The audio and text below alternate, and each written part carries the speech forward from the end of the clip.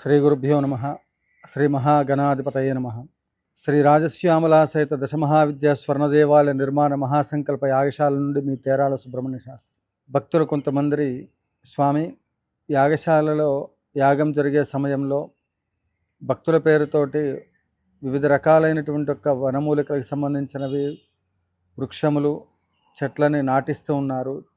వాటిని ప్రయోగం కోసం చెప్తే వాటికి సంబంధించిన దాంట్లో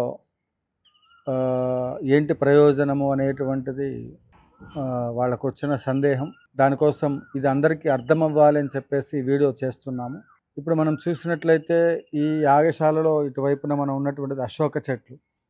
ఎక్కడైతే మీకు ఎంత ప్రయత్నం చేసినా కూడా ప్రతి విషయంలో కూడా పూజలు, పునస్కారాలు, యాగాలు, యజ్ఞాలు ఎన్నో చేస్తూ పోతున్నారు. ఒక విషయాన్ని స్పష్టంగా తెలియచేయాలనుకుంటున్నాను నేను. ఏంటంటే, ఒక 1000 రూపాయలు ఖర్చు పెట్టేసి ఈరోజు మనం ఒక గోడ నిర్మాణం చేయాలంటే ఆ నిర్మాణం కోసం అయ్యేటువంటి ఒక ఖర్చు ఏదైతే ఉందో ఒక కూలీని పెట్టేసి చేస్తే ఒక 10 రోజుల్లో పూర్తవుతుంది. 10 మంది కూలీలను పెట్టి చేస్తే ఒక 2-3 రోజుల్లో పని జరుగుతుంది. మనం డబ్బులు ఖర్చు పెట్టి ఆ కూలీల చేత, ఆ మేస్త్రి గారిని పిలిపించి వారి చేత ఆ కార్యక్రమం చేయించడానికి ఆ డబ్బు ఖర్చు పెట్టినందుకు మనకు ప్రతిరూపంగా మనం ఏదైతే నిర్మాణం చేయాలనుకుంటున్నామో ఆ వర్క్ అక్కడ కనపడతా ఉంది. అలానే జ్యోతిష శాస్త్రము, మంత్రశాస్త్రము, లేకపోతే ప్రశ్నాశాస్త్రము, ఇతరత్ర మార్గాలలో నుండి వ్యక్తికి కలిగినటువంటి ఒక సమస్యలు తెలియచేస్తూ ఉంటారు. ఒక్కొక్కళ్ళు ఒక్కొక్క విధి విధానాలతో చెప్తూ ఉంటారు. ఏది ఏమైనప్పటికీ కూడా సమస్య జ్యోతిష శాస్త్ర ప్రకారంగా తీసుకున్న ఉదాహరణకి, పలానా వ్యక్తికి పలానా నక్షత్రరీత్యా పలానా దోషం ఉంది, దానివల్ల ఈ కాలసర్ప దోషం వల్ల ఈ ప్రాబ్లమ్స్ వస్తాయి అని దానికి సంబంధించిన పూజలు, పునస్కారాలు ఇవి చేసుకున్నట్లయితే ఈ దోషం తొలగుతుంది, ఇవి చేయించండి. ఇందులో నాగప్రతిష్ఠ చేయటం ఒక పద్ధతి, స్వర్ణమయమైనటువంటి ఒక బంగారు శివలింగం దానం ఇవ్వటం ఒక పద్ధతి.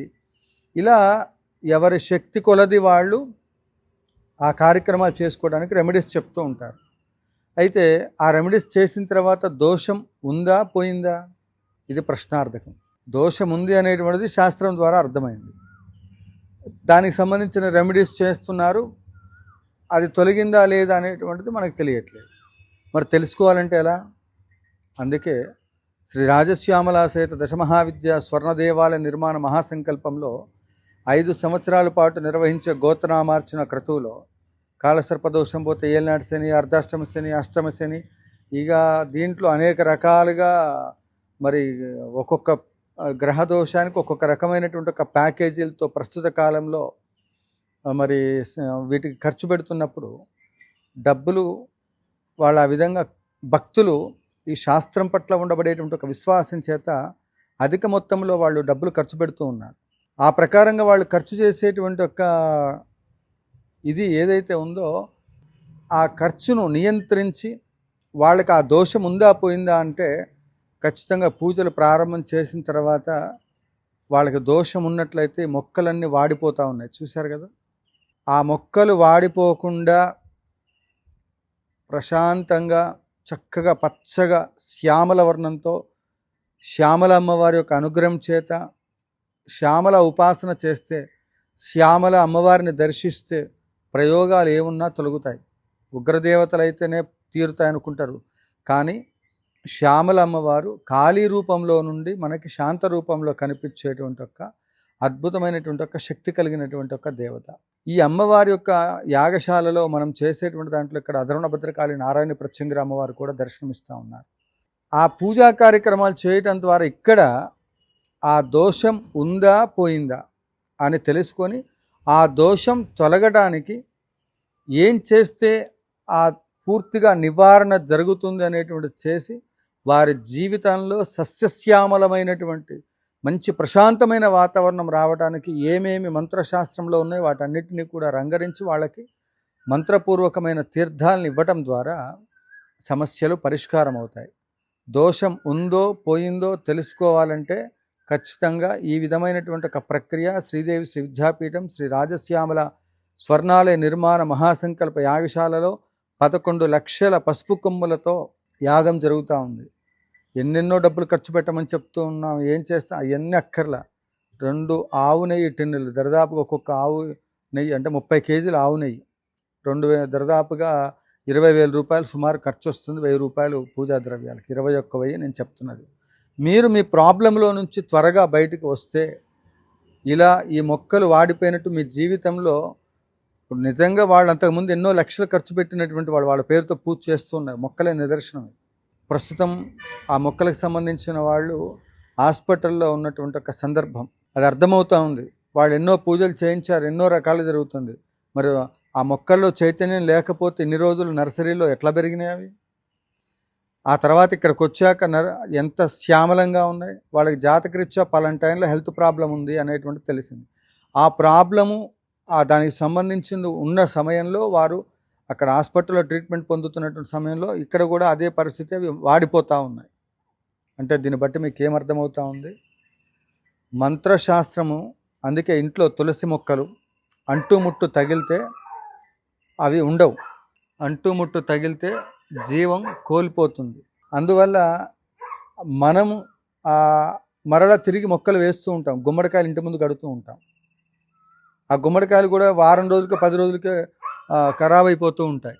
కాబట్టి ఇక్కడ నేను చెప్పేటువంటి ఒక అంశం ఏంటంటే, పూర్తి స్థాయిలో పరిహారాలు అనేటువంటిది సశాస్త్రీయమైన పద్ధతిలో చేసినప్పుడు ఇవి మనకి అవగతమవుతాయి. కాబట్టి మీకు ఇలాంటి అనుమానాలు ఏవి లేకుండా 5 సంవత్సరాల పాటు ప్రతిరోజు గోత్రనామార్చన, 11 లక్షల పసుపు కొమ్ములతో యాగము, నిరంతరము సాధన, వీటి ద్వారా మనం ఏం చేస్తే సమస్య పరిష్కారం అవుతుందో ఆ సమస్యలన్నిటికీ కూడా మంత్రశాస్త్రంలో పరిష్కారం దొరికే విధంగా ప్రయత్నం చేస్తూ ఉంటాం. ఎంతోమందికి సక్సెస్ అయింది. అందువల్ల మీరు డబ్బులు ఖర్చు పెట్టి పూజలు చేయించుకున్నారు, రిజల్ట్ రాలేదు అంటే ఒక్కసారి ప్రయోగం చేసి చూడండి. మీకు ప్రయోగాలు ఉన్నట్లయితే, అందుకే యాగాలు జరిగేటప్పుడు కూడా అంకురార్పణ చేస్తూ ఉంటారు, నవధాన్యాలు వేస్తారు పుట్టమన్ను తెచ్చి. అవి చిలకరించినప్పుడు అవన్నీ కూడా యాగం పూర్తయ్యేలోపు మంచిగా చిగురిస్తూ ఉంటాయి, యాగ ఫలితం వస్తున్నట్లు లెక్క. ఇక్కడ కూడా ఆ మొక్కలు వాడిపోతున్నాయంటే మీకు ఆ ప్రయోగ దోషాలో, దిష్టి దోషమో, నరఘోషో, గ్రహదోషాలు ఏయో సంథింగ్ మీ జాతకాన్ని బట్టి మీకు కూడా ఆ సమస్యలు తొలగినాయా, ఇన్ని రోజులు పూజ చేస్తే ఆ పూజా పుణ్యం అనేటువంటిది ఉందా లేదా అని తెలుసుకోవాలంటే ఖచ్చితంగా కింద కాంటాక్ట్ అవుతున్న నెంబర్లు సంప్రదించి మీరు ఆ దోషం ఉండనివ్వండి, లేనేకపోనండి. భగవంతుడు జరిగే యాగం కదా, యాగానికి సంబంధించి ఎక్కడ యాగాలు జరిగినప్పుడు కూడా మీరు చాతనైన సహాయ సహకారాలు అందించండి, ఈ దోషాలన్నీ పోతాయి. స్వర్ణాలయ నిర్మాణ మహాసంకల్పంలో భాగంగా మీరందరూ త్వరగా అన్ని ప్రాబ్లమ్స్లో నుంచి బయటికి రావడానికి కార్యక్రమాలు చేస్తూ, దోషం ఉందనే కాదు పోయిందంటానికి కూడా నిదర్శనంగా చూపిస్తూ మీ లైఫ్లో మార్పు తెచ్చేంత వరకు యాగశాలలో నిర్విరామంగా 5 సంవత్సరాల గోత్రనామార్చనండి. ఎంత చక్కటి అవకాశం.